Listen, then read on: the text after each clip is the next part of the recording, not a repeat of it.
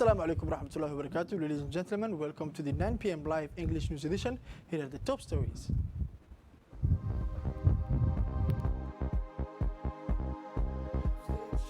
90th session of the Council of Ministers.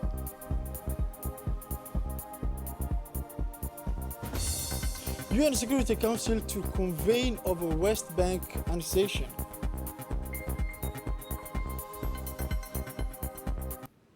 Hello, welcome to our newsroom for having the news in details. At the beginning of the meeting, the Minister of Foreign Affairs and International Cooperation, spokesperson of the government, made a communication to the Council of Ministers on the consultation summit between the Federal Republic of Somalia and Somaliland. At the initiative of the President of the Republic, His Excellency Mr. Ismail Margele, a consultation summit between the leaders of the region was held on June 14, 2020 in our country, in which His Excellency Abiy Ahmed Ali, Prime Minister of the Federal Republic of Ethiopia, His Excellency Mohammed Abdullahi Mohammed Farmajo, President of the Federal Republic of Somalia, and His Excellency Musa Bihi Abdi, President of the Somaliland, took part.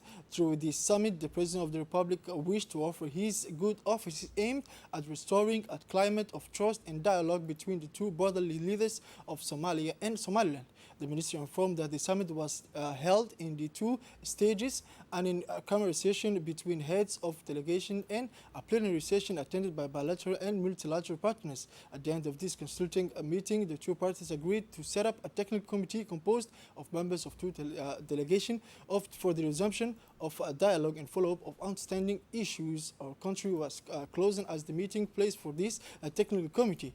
The summit called on regional and international partners to support this process of dialogue between the Federal Republic of Somalia and Somaliland. Finally, he stressed that the President of the Republic urged both parties to take decisions that would improve the situation of their population. Then the Council of Ministers moved on to the text concerning the Ministry of National Education and Vocational Training. Let's listen to this report. Sous la présidence du Président de la République, chef du gouvernement, Son Excellence M. Ismail Omar Guelleh, la 9e séance du Conseil des ministres s'est tenue ce mardi 16 juin 2020 au Palais présidentiel. Under the presidency of His Excellency Mr. Ismail Omar Guelleh, President of the Republic, Head of Government, the 9th session of the Council of Ministers took place this Tuesday, June 16, 2020. First question, draft law on the ratification of the Charter of the Organization for Educational Cooperation. The purpose on the draft law is to ratify the constituted Charter of the Organization for Educational Cooperation. This ratification is the culmination of efforts led by our country in partnership with the Education Relief Foundation. Our country played a central role in the advent of the Organization for Cooperation in Education. It was the host and co-organizer for the 3rd IBE 2030 International Summit that took place from 27 to 29 January 2020. This international meeting, which brought together high-ranking officials, members of government, representatives of universities and civil society, led to the signing of the Universal Declaration for a Balanced and Inclusive Education, the constitutive charter of the ECO, and the creation of the Organization for Educational Cooperation. This new international body is intended to provide member states with the human, technical, and financial resources needed to enable them to achieve the aspirations proclaimed in the Universal Declaration with a view to promoting a balanced and inclusive education, one that is capable of providing fulfillment for the learner and prosperity for society. Our country is the first country that has signed a partnership agreement for the implementation of a pilot project in balanced and inclusive education. The creation of the ECO opens up better perspectives and opportunities to continue a process that has already begun. The ratification of this charter will enable our country to realize its aspiration to provide itself with an efficient education that is accessible to all. Second question, draft degree on the strategic plan for the reinforcement of teaching and learning through ICT. This draft degree establishes the strategic plan for strengthening education and learning through ICTs, which aims to contribute to the achievement of the Sustainable Development Goals, and in particular SDO4, which provides for the permission of a global society where access to quality education for all is ensured, guaranteeing equity and promoting lifelong learning potentials. Through the use of ICT, the REATIC strategy plan will make it possible to strengthen pupil performance, optimize teaching practices, and the monitoring evolution of teaching and learning, as well as improve the management of the education system.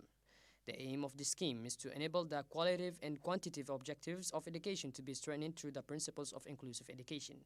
The implementation of this strategy will allow a performance gain in terms of teaching and learning in the education system for the next 15 years, aim at a significant gain for national education in terms of education ranking worldwide, allow effective pediatric monitoring of children, and generate at least a growth in GDP. In the case of an emergency due to a pandemic or a natural disaster in the medium term, the development of the RTD strategic plan would provide the appropriate response in compliance with health and safety regulations through distance learning solutions, thus allowing an enriched classroom and guaranteeing the continuity of teaching and learning in a more fluid and adapted manner.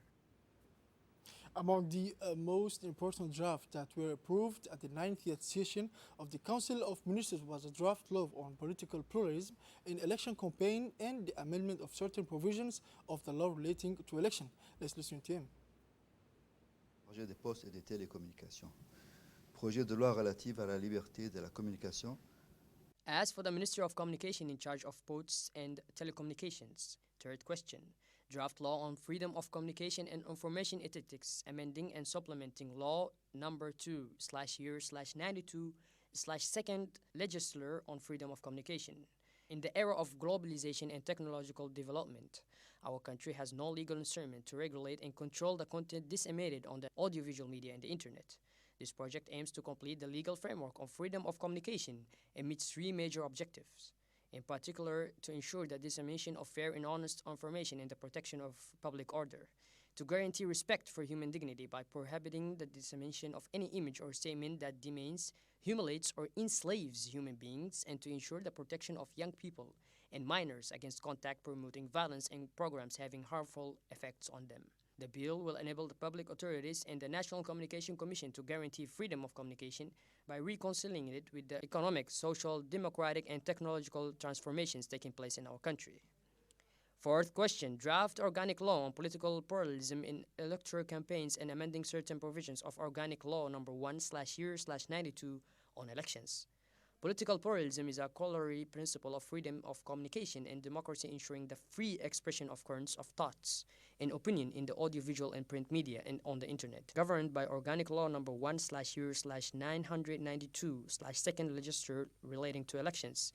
The specific rules applicable to treatment no longer fit in with the democratic and technological transformation and political pluralism in the force in our country. That is why it has become necessary to implement new rules to reform the coverage of election campaigns in the public audiovisual media and other communication media in order to better reconcile freedom of communication and political pluralism. This draft organic law responds to the objectives of establishing and reaffirming the principle of equity between candidates, parties, and political organizations in terms of access to public audiovisual media, establishing the principle of freedom of candidates, parties, and political organizations with regard to the means of communication used for the production, recording, and dissemination of their statements, and broadening and clarifying the missions of the National Communication Commission. In addition, the Ministers' Councils approved a decree concerning the accession of Hormuz Telecom Company to the Marine Cable Alliance. The draft decree aims for Hormuz Telecom to join the Marine Cable Alliance, which consists of connecting two major telecenters in East Africa, Djibouti and Mombasa. Let's listen to this report. Cinquième question, projet de décret portant adhésion de Hormuz Telecom dans le consortium du câble sous-marin DER 1. Fifth question, draft decree on the membership of Telecom in the DER 1 submarine cable consortium. The draft decree aims at the adhesion of the Hormuz Telecom Company in the DER 1 submarine cable consortium, which consists in interconnecting two main telecommunication hubs in East Africa, namely Djibouti and Mombasa. Currently, this DER 1 project connects Djibouti, Bosaso, Mogadishu, and Mombasa with a total length of 4,900 kilometers. DER 1 will provide up to 36 terabytes of capacity to East Africa. This new partner will participate in the DER 1 project with an investment of $18,250,000. This project will provide internet access to 60 million subscribers in the region. Sixth question, draft order on the conditions for the attribution of the National Press Card. The draft order sets the conditions for the award of the National Press Card. Journalists in the course of their activities must have a professional identity known as a National Press Card, which will enable professional journalists to prove their activity, to have easier access to places where they can obtain information, and to assert their rights. To date, the various public media outlets have drawn up their own maps, leaving a lot of confusion. It is therefore necessary to provide the journalist with a professional card allowing him or her to be more visible in the media world, like international journalists. This draft sets the framework for the issue, withdrawal, renewal, or substitution of the national press card. The adoption of this project will contribute to making the media and communication sector in our country more professional. It will also enable the National Communication Commission to carry out its task of regulating the operation of the media more effectively and guarantee freedom of communication in accordance with the Djiboutian Constitution. Ministry of Labor for Administrative Reform. Seventh question, draft degree on appointment. Mr. Muhammad Yusuf Ali is appointed Director of the Gabot Penitentiary Institution. And finally, the Minister of Muslim Affairs reported on his participation in the virtual forum of Ministers of Cultures of the African Union, which took place on 27 May 2020. The technical committee talks between Somalia and Somaliland are continuing since this morning at the Kempinski Palace Hotel for the second consecutive day. The Minister of Foreign Affairs and International Cooperation, His Excellency Mr. Mahmoud Ali Yusuf, in his capacity as a facilitator as well as international partner, are following the progress of the work between the two delegations, which continue throughout this afternoon. Present at this highly symbolic meeting were the Minister of Foreign Affairs of Somaliland, Mr. Yassin Haji Mahmoud, the Minister of Interior of the Federal Republic of Somalia, Mr. Abdi Mohamed Sabriye.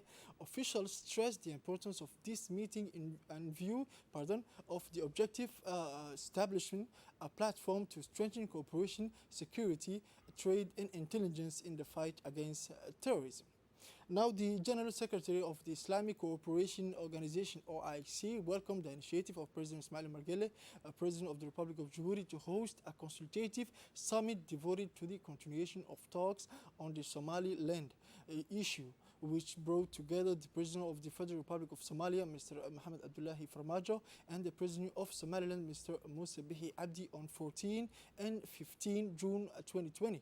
The General Secretary welcomed this initiative, which led to an agreement between the two parties to form a joint technical committee to continue the talks and follow up on outstanding issues. He also commended the role played by the Republic of Djibouti in assisting the two belligerents to continue bilateral talk as a contribution to strengthening peace in the region.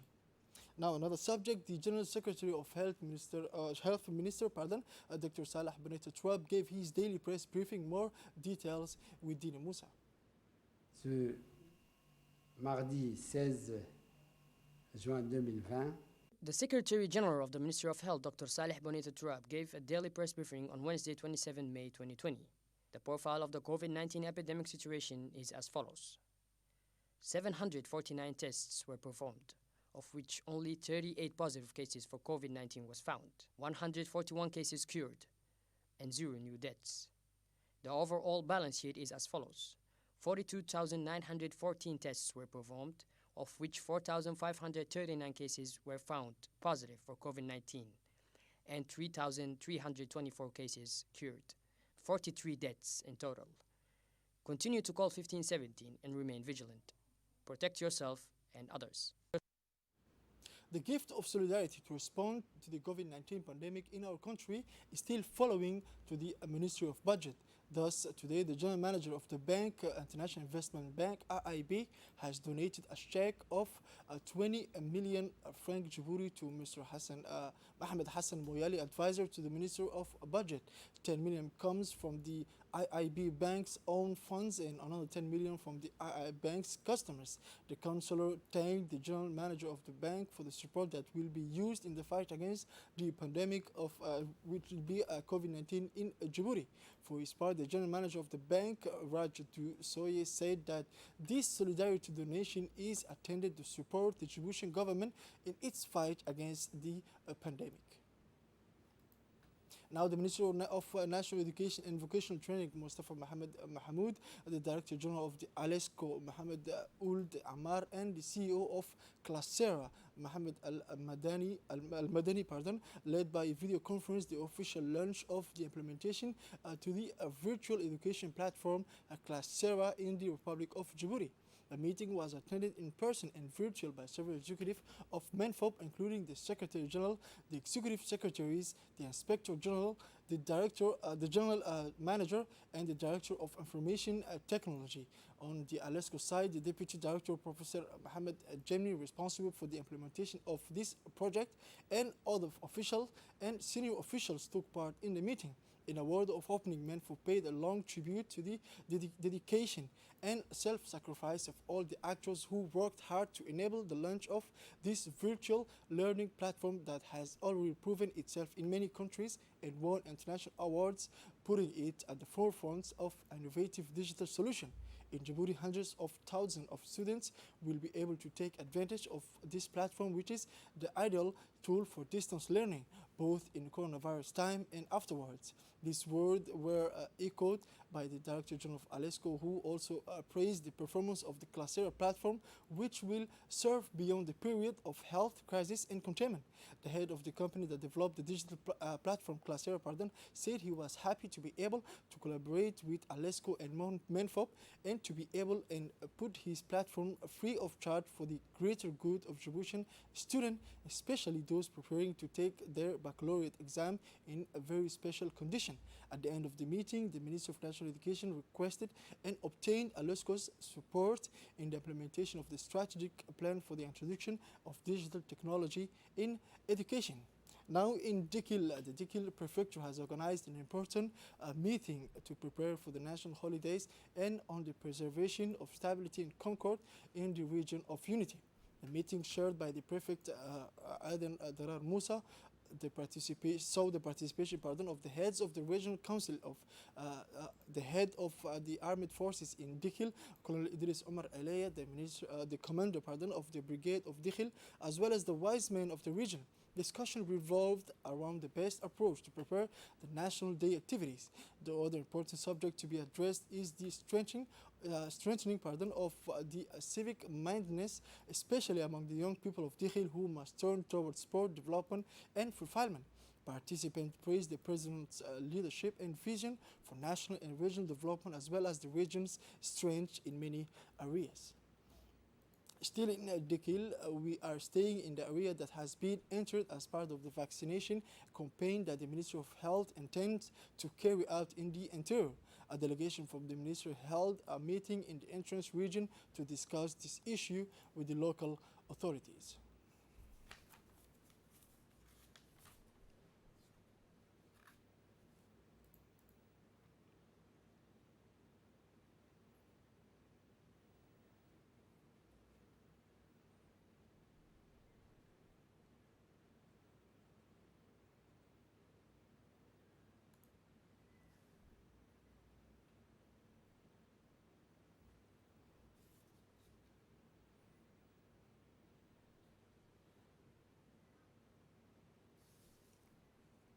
Now, a warrant official within the framework of the protection of person and property, the element of the police station of District 1st of the capital, proceeded to the seizure of about 2 containers of rice expired since April 4th, 2020 and unfit for consumption.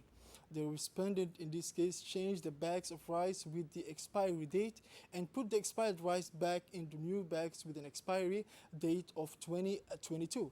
These bags of expired rice were estimated to have a monetary value of 25,000 US dollars, or more than 4 million of our francs. It must be noted that this major seizure of expired rice made by the police officers of the first district undoubtedly contribute to the preserving the health of citizens who were likely to buy these products.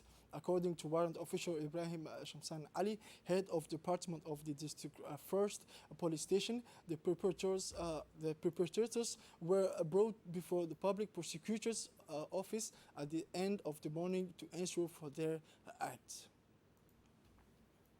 Moving on to the international news, the UN Security Council is expected to meet on 24th June the discussion plans by the Israel occupation force to annex parts of the West Bank. The NGO Middle East Monitor reported on Monday, quoting Palestinian authorities observer to the UN Riyad Mansour. Mansour said he has sent invitation to the foreign minister of various countries, including members of the non-aligned movement in Arab League. UN Secretary General Antonio Guterres is also expected to attend the meeting. The observer added, hoping that the Security Council will assume its responsibilities in calling the Israeli government to suspend all settlement activities in the occupied Palestinian territories. At the same time, a diplomatic official said Monday that Israel is aware that the application of its sovereignty in the West Bank this summer could harm its nascent ties with the Gulf countries. The Palestinian resistance movement Hamas on Monday called for Palestinian unity and resistance to confront the Israeli occupying forces' plan to annex parts of the occupied West Bank. The Israeli government is due to present its strategy for 1st July to translate the U.S. administration's plan for the Middle East into reality. Now in Mali, the Malian army claims that 24 of its soldiers died in attack by armed men. More details in this report. The army claims that 24 of its soldiers died in an attack by armed men.